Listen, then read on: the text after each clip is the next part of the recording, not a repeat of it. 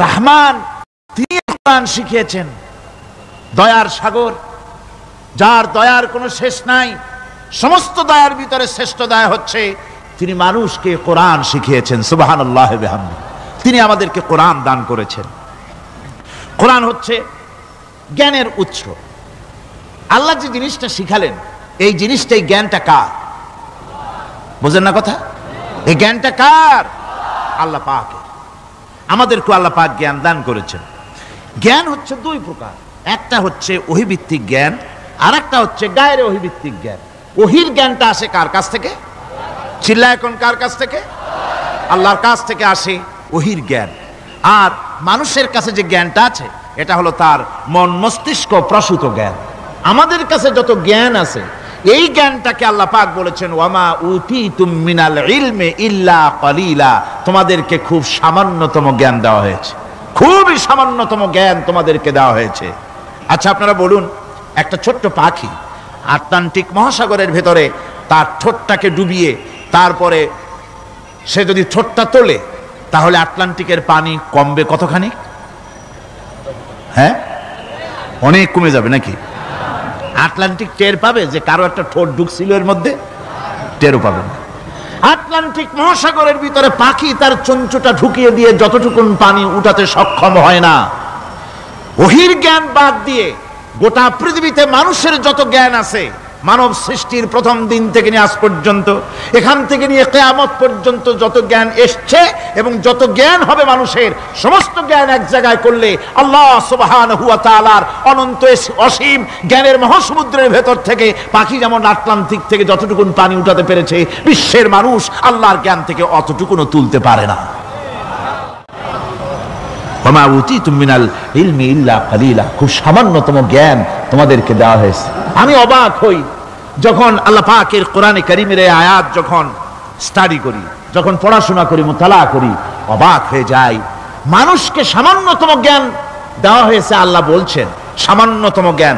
ওয়ামা উতীতুম মিনাল ইলমি ইল্লা কালিল যদি বলতেন, তবু একটা কথা ছিল যে তোমাদেরকে কিছু জ্ঞান দেওয়া হয়েছে। তো কিছু না, বলা হচ্ছে ওয়ামা উতীতুম মিনাল ইলমি ইল্লা কালিলা, সামান্যতম, খুবই সামান্য জ্ঞান দেওয়া হয়েছে। সেই সামান্য জ্ঞানের ঠেলায় আমরা কোত্থেকে কোথায় চলে গিয়েছি। গরুর গাড়ি থেকে রকেট পর্যন্ত গিয়েছি, টেলিগ্রামের টরেটক্কা থেকে ফ্যাক্স পর্যন্ত পৌঁছে গেছি। এ কি সোজা জ্ঞান?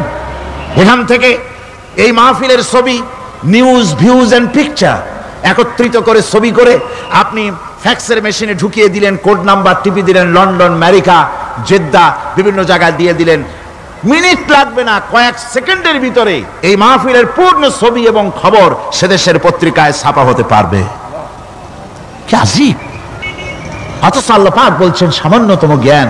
আমি অবাক হই আরো যখন শুনতে পাই পৃথিবীর বিভিন্ন দেশের স্যাটেলাইটগুলি যা ছেড়ে দেওয়া হয়েছে মহাশূন্যে, এই স্যাটেলাইটগুলি ড্রাইভার ছাড়া, কোন রকমের পরিচালক ছাড়া, চালক ছাড়া স্যাটেলাইটগুলি বছরের পর বছর ঘুরছে, পৃথিবীর মাটি থেকে 350-400 মাইল উপরে ঘুরছে। তো ঘুরছেই, দুনিয়া থেকে ছবি, নিউজ ক্যাচ করছে, CNN, তারপরে স্টার টিভি ইত্যাদিতে সেগুলিকে তারা ছুড়ে দিচ্ছে।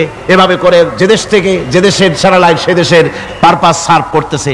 ওই স্যাটেলাইট 350-400 মাইল উপরে মহাশূন্যের ভেতরে তার মেশিনারি কোনো গোলযোগ হলে, যান্ত্রিক গোলযোগ যদি সৃষ্টি হয়, তাহলে ফ্রান্সের মাটিতে বসে, আমেরিকার মাটিতে বসে, ব্রিটেনের মাটিতে বসে বিজ্ঞানীরা কম্পিউটারের মাধ্যমে মনিটরিং করে 400 মাইল উপরের মেশিনকে ভালো করে দিচ্ছে। এরপর আল্লাহ রাব্বুল আলামিন বলছেন ওয়ামা উতীতুম মিনাল ইলমি ইল্লা কালিলা, সামান্যতম জ্ঞান দেওয়া হয়েছে। এই যদি হয় সামান্যতম জ্ঞান, তাহলে আল্লাহ সুবহানাহু ওয়া তাআলার জ্ঞান কত কত বেশি। আল্লাহু আকবার! কত বড় জ্ঞানের মালিক সুবহানাল্লাহি ওয়া বিহামদিহি। সেই মহান আল্লাহ পাকের পক্ষ থেকে এসেছে কোরআন। কার পক্ষ থেকে? قد جاءكم من الله نور وكتاب مبين। আল্লাহ রাব্বুল আলামিন বলেন, আমি আল্লাহর পক্ষ থেকে তোমাদের জন্য এসেছে আলো, তোমাদের জন্য এসেছে নূর, আর তোমাদেরকে আমি দিয়েছি একখানা কিতাব, স্পষ্ট কিতাব দিয়েছি, নূর দিলাম, আলো দিলাম। সে আলো হলেন জনাবে মুহাম্মদুর রাসূলুল্লাহ সাল্লাল্লাহু আলাইহি ওয়াসাল্লাম। আর আমি যে তোমাদেরকে কিতাব দিয়েছি, সেই কিতাবের নাম কোরআনে কারীম। একখানা কিতাব দিলাম যার নাম কোরআন শরীফ, একখানা কিতাব দিলাম আর একটা আলো দিলাম তোমাদেরকে। আল্লাহ পাক বলছেন তিনি দয়াবান রহমান, তিনি আমাদেরকে কোরআন শিখিয়েছেন। এই কোরআনের নাম কে রেখেছে? কে রেখেছে কোরআনের নাম?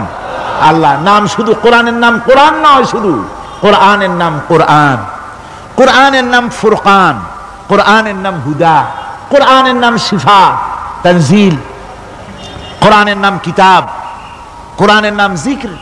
অনেকগুলি নাম আল্লাহ নিজেই কোরআনের নাম রেখেছেন। কোরআন এর অর্থ হলো সর্বাধিক পঠিত, সর্বাধিক পঠিতব্য, বহুল পঠিত। কোরআন শরীফ নাজিল হওয়ার আগে এই নাম আল্লাহ পাক দিলেন।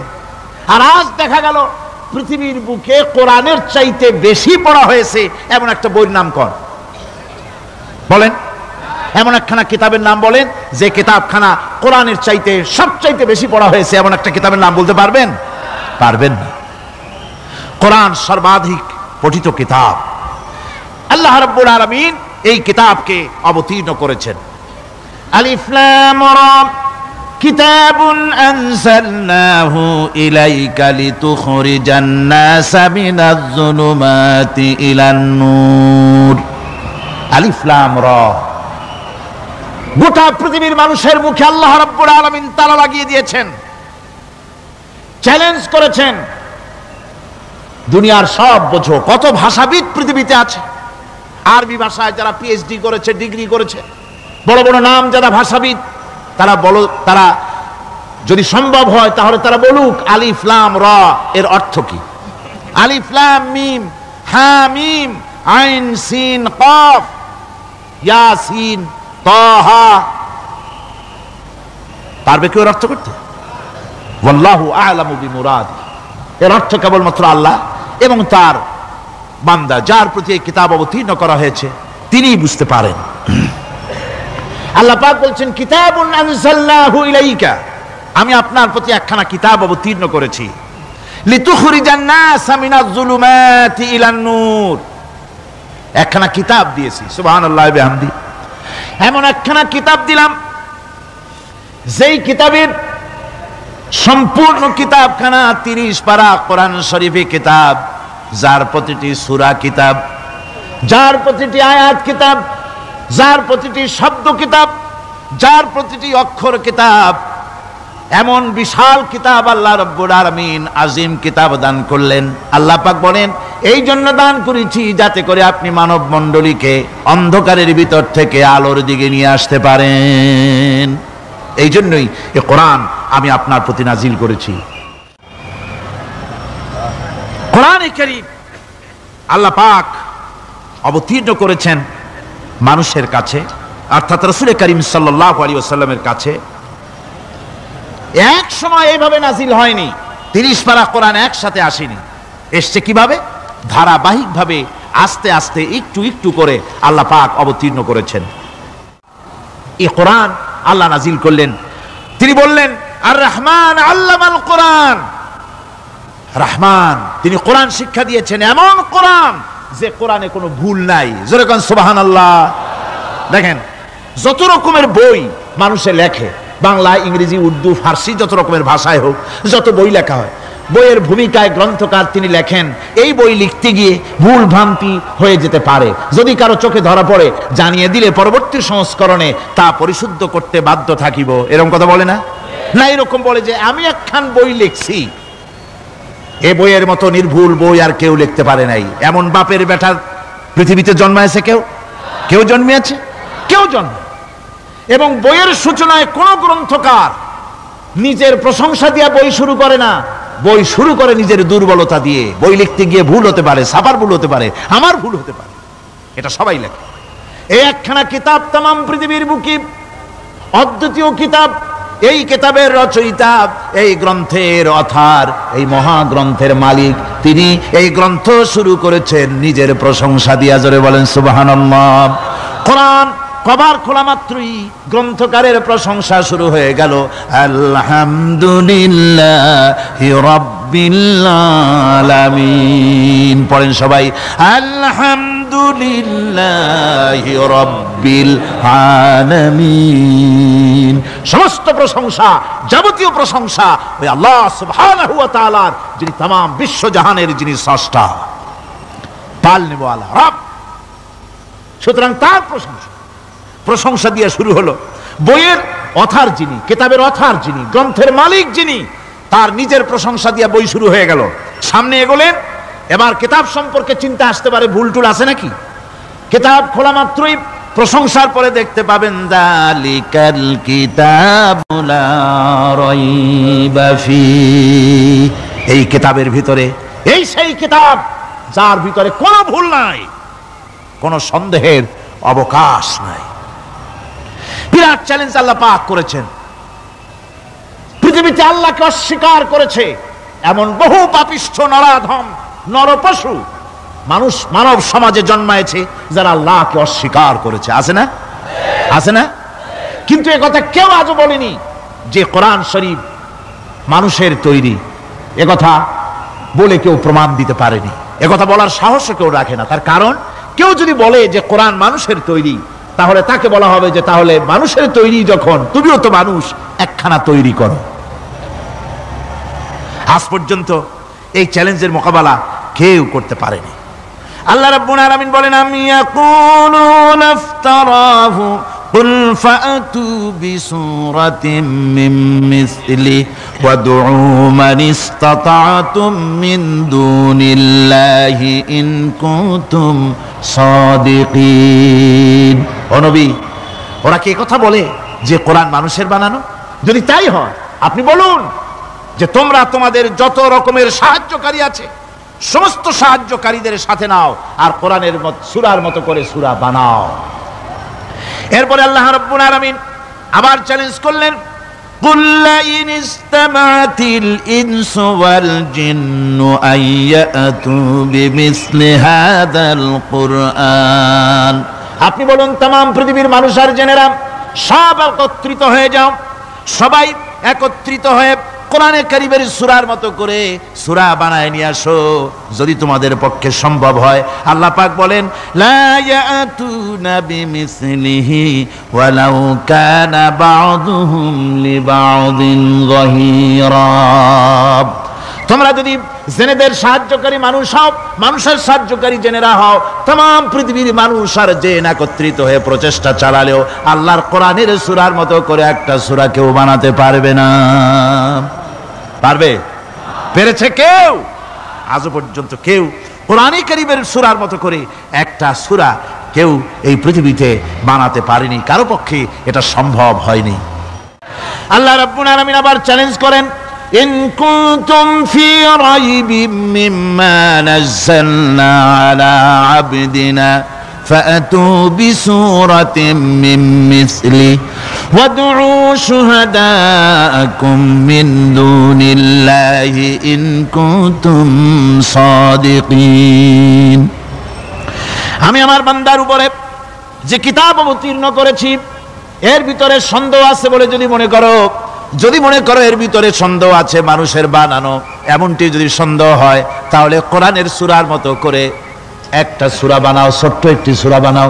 হ্যাঁ, তুমি সূরাতিন, সূরা আলে ইমরানের মতো না, সূরা আরাফের মতো না, সূরা মায়েদার মতো না। ফাতু বিসূরাতিন, ছোট্ট একটি সূরার মতো করে একটা সূরা বানাও। কিয়ামত হয়ে যাবে, মানুষ কোরআনে কারীমের মতো একটি ছোট্ট সূরাও বানাইতে পারবে না। সুবহানাল্লাহ পড়ে। আমার ভাইয়েরা, এই কোরআন আল্লাহ রব্বুল আলামিনের পক্ষ থেকে নাজিল হলো। কোরআন মানুষের চিরটা কাল ধরে, আবহমান কাল ধরে মানুষের মনকে আকৃষ্ট করেছে। কোরআনে কারীমের এর ভাষা, এর লালিত্য, এর মাধুর্য, এর রচনা শৈলী এবং এর গতিময় ছন্দ, এর শব্দ বিন্যাস মানুষকে মুগ্ধ করেছে চিরকাল ধরে। আল্লাহর নবী বলেন, এ কোরআন যখন আমি তেলাওয়াত করতেছিলাম একটা রাত্রে, যে রাতে আমার তেলাওয়াতের সামনে ছিল জেনেরা, জেনেরা যখন আমার কাছ থেকে তেলাওয়াত শুনল, ইসসামিআতু হাত্তা ক্বালু ইন্না সামি'না কুরআনান আজাবা। আমার মুখ থেকে যারা যখন তেলাওয়াত শুনল, জেনেরা তখন এই কথা না বলে পারে নাই, আমরা এক আশ্চর্য ধরনের কিতাব শুনেছি। জোরে বলেন সুবহানাল্লাহ। ইন্না সামি'না কুরআনান আজাবা, এক আশ্চর্য ধরনের কোরআন শুনেছি। বলতেছে সেই সব জেনেরা যাদের বয়স 1000 বছর, 1500, 2000 বছর, 500 বছর, যারা জাব্বুর শুনেছে, ইনজিল শুনেছে, তাওরীত শুনেছে, সেসব জেনেরা বলছে ইন্না সামি'না কুরআনান আজাবা, আশ্চর্য কিতাব শুনেছি। এমন এক কিতাব ইয়াহদি ইলার রুশদ, যে কিতাব শুনলে পরে শ্রোতাকে হেদায়েতের রাস্তা দেখায় দেয়, এমন এক কিতাব শুনলাম। আর এই কিতাব শোনা মাত্র ফামান্না বিহি, কোরআন শুনলাম আর ঈমান আনলাম। নবীজি বলেন, জেনেরা আমার মুখে তেলাওয়াত শুনে পড়ে নিল লা ইলাহা ইল্লাল্লাহু মুহাম্মাদুর রাসূলুল্লাহ। এই কোরআন এমন এক কোরআন, মান ক্বালা বিহি সাদাকা, এই কোরআন শরীফ থেকে যে কথা বলে সেই সত্য কথা বলে। কোরআন থেকে যে কথা বলে সে কি বলে? তার কারণ কোরআন এসেছে কার কাছ থেকে? ওয়া মান আসদাকু মিনাল্লাহি কিলা, আমি আল্লাহর চাইতে সত্যবাদী আর কে হতে পারে? আল্লাহর নবী বলেন, কোরআন থেকে যে কথা বলে সেই সত্য কথা বলে। আর ওয়ামান আমিলা বিহি উজরা, এই কোরআন যে আমল করবে তাকে পুরস্কার দেওয়া হবে, সে পুরস্কৃত হবে, দুনিয়ায় পুরস্কার পাবে, আখিরাতেও পুরস্কার পাবে। সুবহানাল্লাহ। ওয়ামান হাকামা বিহি আদালা, আর কোরআন থেকে যে বিচার ফয়সালা করবে সেই কেবলমাত্র সঠিক সুষ্ঠু বিচার কায়েম করবে, সোশ্যাল জাস্টিস সেই করতে পারবে, সুবিচার জাস্টিস কায়েম সেই করতে পারবে। ওয়ামান দা ইলাইহি হুদিয়া ইলা সিরাতিম মুস্তাকিম, আর কোরআন থেকে যে দাওয়াত দেয়, কোরআনের দিকে যে দাওয়াত দেয়, সেই কেবলমাত্র সঠিক সহজ সরল রাস্তার দিকে দাওয়াত দেয়। যেই দাওয়াত শুরু হয় পৃথিবীর মাটি থেকে আর শেষ হয় গিয়া জান্নাতুল ফেরদাউসে। আমার ভাইয়েরা, কোরআন এর পরিচয়ের কথা বলতেছিলাম। আল্লাহ পাক কি কোরআন আমাদের শিখালেন, কোন কোরআন আমাদের শিখিয়েছেন, সেই কোরআনের পরিচিতি আপনাদের সামনে আমি তুলে ধরতেছি। আমি নিজে না, এবার কোরআন তার পরিচয় নিজেই দেবে। কেউ যদি কোরআনের কাছে জিজ্ঞাসা করে, কোরআন তুমি কোথা থেকে নাজিল হয়েছ, কে তোমাকে নাজিল করেছে, এই প্রশ্ন যদি কেউ কোরআনের কাছে করে, কোরআন নিজেই তার জবাব দিতে পারে কিনা? কোরআন নিজেই বলে, তানজিলাম মিম্মান খালাকাল আরদা ওয়াস সামাওয়াতিল উলা, এই কোরআন নাজিল করেছেন তিনি, যিনি ওই উচ্চ আকাশ আর জমিনকে যিনি সৃষ্টি করেছেন, সেই আল্লাহ আমারে নাজিল করেছেন। চট্টগ্রামের লোকেরা যেভাবে পাহাড় কাটা আরম্ভ করেছে, এটা বড় দুঃখজনক। জুমলায় মুতারাজা একটা বলে দিলাম, অপ্রাসঙ্গিক হলেও জরুরি কথা। আপনারা পাহাড় কাটতেছেন না, আপনাদের নিজেদের পায়ে নিজেরা কুড়াল মারতেছেন। খবরদার পাহাড় কাটবেন না। আল্লাহর প্রকৃতির ভারসাম্য আপনারা নষ্ট করছেন বলে ওজোন স্তরে ফাটল ধরেছে। তা রিপেয়ার করার জন্য আজকে বিশ্বের সব বিজ্ঞানীরা হতাশ হয়ে গিয়েছে, পাগল হয়ে গেছে। কেমনে এই ওজোন স্তরের ফাটলকে রিপেয়ার করব? ওজোন স্তরটা কি? ওজোন স্তর হচ্ছে, সুবহানাল্লাহ, আল্লাহর যে কত দয়া। সূর্য, সেই সূর্যের রয়েছে আলট্রা ভায়োলেট রে, যাকে বাংলায় বলা হয় অতি বেগুনি রশ্মি। যে রশ্মিটা সৃষ্টি জগতে যদি আসে আর তা যদি কোনো প্রাণীর শরীরকে টাচ করে, তাহলে সমস্ত প্রাণী ক্যান্সার হয়ে, এক্সিমা হয়ে, বিখাউজ হয়ে, অ্যাজমা হয়ে সমস্ত প্রাণী মরে যাবে, কেউ বাঁচবে না। মারাত্মক রশ্মি। সেই রশ্মিটা যাতে সৃষ্টি জগৎকে টাচ করতে না পারে, সেজন্য আল্লাহ পাক একটা ওজোন স্তর তৈরি করেছেন। ওখানে এসে ওটা বাধাপ্রাপ্ত হয়, পৃথিবীর মাটিতে আসে না। যা কিছু পৃথিবীর মানুষের জন্য, পৃথিবীর জন্য কল্যাণকর, সেগুলি সূর্য থেকে আসতে থাকে। সুবহানাল্লাহ বিহামদি। যেটা ক্ষতিকর সেটা আল্লাহ পাক আটকায় রাখেন। এখন সেই ওজোন স্তরে ফাটল ধরলো। কেমনে ফাটল ধরলো? ফাটল আপনি আমি ধরাইছি। আপনি বলবেন যেটা কেমন কথা, আমি তো ওইখানে যাই নাই, আমি ফাটল ধরাইলাম কেমনে? ওই যে সেই আপনার প্রাইমারি স্কুলে ভিজিট করতে গিয়েছিলেন ইন্সপেক্টর, তারপরে প্রাইমারি না হাই স্কুল ভিজিট করতে গেছে। যায়া জিজ্ঞেস করছে ছেলেরা কি পড়ছে, বলে ইতিহাস। ঠিক আছে, ইতিহাস থেকেই প্রশ্ন করব, বলো তো চীনের প্রাচীর কে ভেঙেছে? ছেলেরা জবাব দিচ্ছে না। তুমি বলো, তুমি বলো, কেউ বলছে না। বেঞ্চের কোনা যে ছেলেটি, সে বলছে সর্বনাশ, কেউ যখন স্বীকার করে না, এটা তো আমার মাথায় আসবে। সব শেষ ইন্সপেক্টর তাকে বলছে তুমি বলো তো কে ভেঙেছে চীনের প্রাচীর? কয় স্যার, গ্রামে আমার দুষ্টমির যথেষ্ট বদনাম আছে, কিন্তু চীনের প্রাচীর ভাঙার মতো দুষ্কর্ম আমি করি নাই। ইন্সপেক্টর খুব রেগে গেলেন, মাস্টারের দিকে তাকালেন, এই বুঝি আপনার ইতিহাস পড়ানো? মাস্টার ইন্সপেক্টরের বিরক্তি ভরা মুখ দেখে বলছেন স্যার রাগ করবেন না, এসব ছাত্র তো আমার, ওদের অবস্থা তো আমি জানি, আপনি আসছেন ঢাকা থেকে, আপনি জানবেন কি? আমি হলপ করে বলতে পারি আমার ক্লাসের কোন ছাত্র চীনের প্রাচীর ভাঙে নাই। ইন্সপেক্টর রাগ হইয়া চলে গেছে হেডমাস্টারের রুমে, যায় বলছে যে আমি আপনার স্কুলের গ্রান্টকে আমি নাকচ করে দেব, মঞ্জুরি আমি ক্যান্সেল করে দেব। কেন? এই অবস্থা। হেডমাস্টার বলছে স্যার রাগ করবেন না, আপনার জন্য কিছু টাকা পয়সাও রাখছি হাদিয়া, বড় একটা চর্বিযুক্ত খাসিও জবাহ করা হয়েছে, পুকুর থেকে রুই মাছ তোলা হয়েছে। তারপরেও আমার ছাত্ররা টিচাররা বলার পরেও যদি আপনার সন্দেহ হয়ে থাকে যে আমার ছাত্ররাই ভাঙছে, তো ওই আপনি অসন্তুষ্ট হবেন না, রাগ করবেন না স্যার, ওই প্রাচীর ভাঙতে যা খরচ লাগে আমি কিছু খরচ দেবো, তো আপনি রাগ করেন না। এখন চিন্তা করেন, স্কুলের ছাত্র থেকে শুরু করে হেডমাস্টার পর্যন্ত জ্ঞানের বহর।